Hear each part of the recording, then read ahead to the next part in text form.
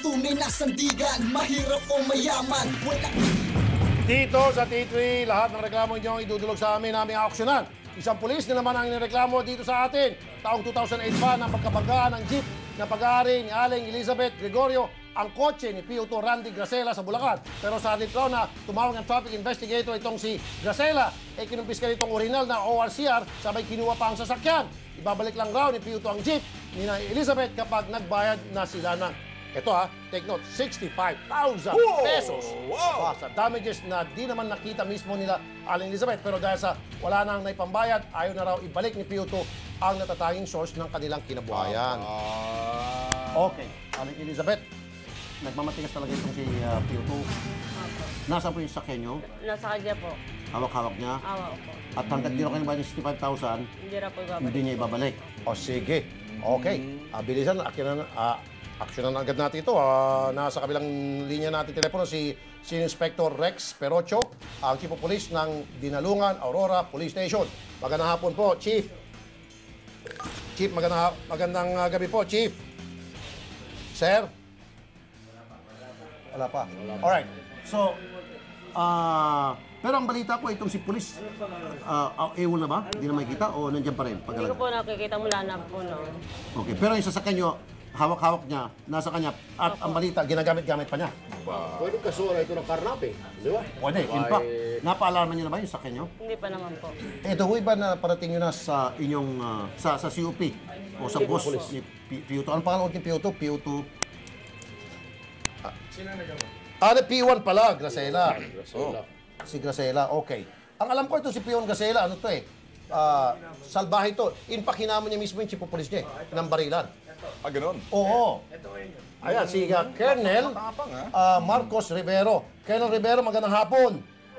Colonel Rivero. Magandang hapon po ako, ang chief of police po dito sa San Jose del Monte City Police Station, Bulacan. Opo, si Rafi Tulfo po ito. Kasama ko po si Tol Erwin at Tol Ben. Colonel, ito pong si Gracela, andyan po ba sa inyong lugar o AWOL na po ito, nagtatago na si Gracela? Nung mag-assume po ako dito sa San Jose del Monte City Police Station noong September 8, 2011, inabutan ko yan dito sa San Jose del Monte City Police Station. Okay. Mga ilang linggo lang, na-transfer na yan sa PPO and then na-transfer ata ng San Rafael Police Station, Bulacan. At na-transfer na rin ata yan sa Aurora Province. Umikot na po ito ng probinsya. Sir, umikot na ito ng probinsya dahil sobrang daming kalokohan. Palaging natatransfer. Sir, totoo po ba na hinamon kayo nito? Ay naka-record po kasi yan dito at natapos ng mga usapin na yan. Apo. At nasa proper forum na. Apo. Ay kasi nung dumating ako dito, hindi ko man kilala siya at hindi, ewan ko kung kilala niya ako. Siyempre kilala niya ako. Apo. At ako, 2 araw pa lang, Apo. naglasing yan eh.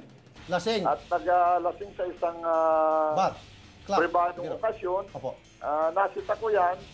At sinita ko bakit nagsasalita ka kako, hindi ko naman tinatawag. Apo. O hindi ka naman pinagsasalita. Apo. At nakahikaw, Apo. nakasinilas. Nakahikaw, Sinita tsinelas? ko na bakit at may nagsabi sa akin, pulis pala, na hindi ko alam, pulis yan ng San Jose del Monte City Police Station. Tapos hinamon kayo ng barilan ito. At sinita ko na bakit may hikaw ka.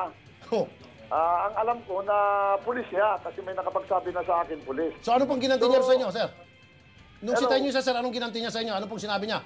Ay habang nagpapatrolya ako sa mga compact dito, kasi may compact dito na 7, siyempre pinag-iikot ko bago pa lang ako noon eh. Apo.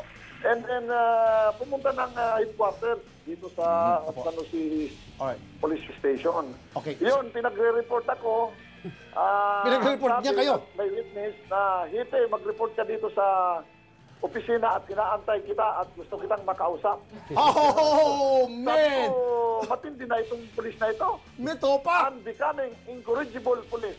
Grabe! Pinagre-report si sabi ko na, COP sa kanyang tanggapan. Bakit ako pagre-reportin ako? Sana ng yung taong pulis ito? ngayon na yan. Nasaan na po ito si Sa mga PO1? kita yan. Sir, Sa ngayon po, ay wala na po dito sa Bulacan. Sana Aurora tinapon niyang Province honghang na po yan. okay. Anyway, sir, bago tayo malays ng gusto sa usapin, nasaan na po yung sasakyan po ni ma'am? Meron po kayo matutulong dito, Colonel Sir, kay Elizabeth Gregorio, yung kanyang sasakyan? Yung kasong na yan, may narinig na ako dyan, pero ang pinakamaganda niyan, kung kumpleto siyang mga ebidensya, lahat-lahat, Apo. hindi naman yan ireklamo pa kasi nasa active pa naman yun eh. Ayun, sige So, po. Pero po yung sasakyan, sir, hindi nyo alam kung nasaan, sir. Hindi nyo alam kung nasaan yung sasakyan.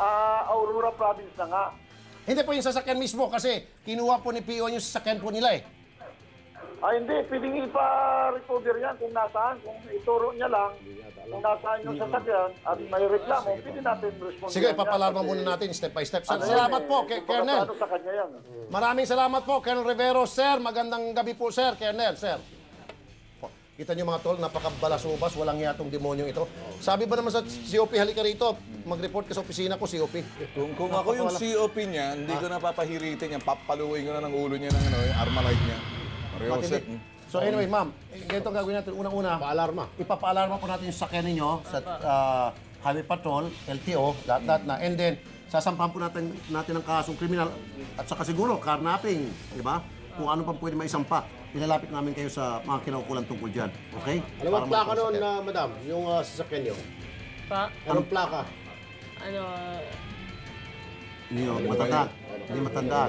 Okay. Sige na. Sige, but anyway, mamaya pag natandaan nyo, bigyan nyo sa amin para ipaalarma natin. Yan. Okay. Napakawalang hiya talaga itong si P1 Agrasela. Umikot na pala ito ng probinsya. Eh, kasi baka lahat na pinupunta niya, abusado, pinapatapon ng chief of police. Ayaw ka namin dito. Allergic yung chief of police. Baka laban chief of police. Manawagan na tayo sa kaka. Ha? Sino ka? Kaka.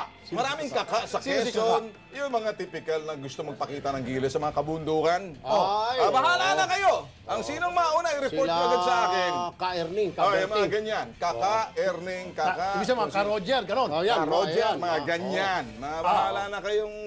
Ka-Dandy. Oh. Baka dati. Kapag halimbawa bumulagta siya, Bahala hindi na tayo sila. manghinaya. Hindi tayo manghinaya. Okay, Ay, susunod sa T3. Marami lang na biktima ng isang grupo ng mga dorobo ng kanilang estilo mang-hold up sa mga internet shop sa QC. Mag-ingat!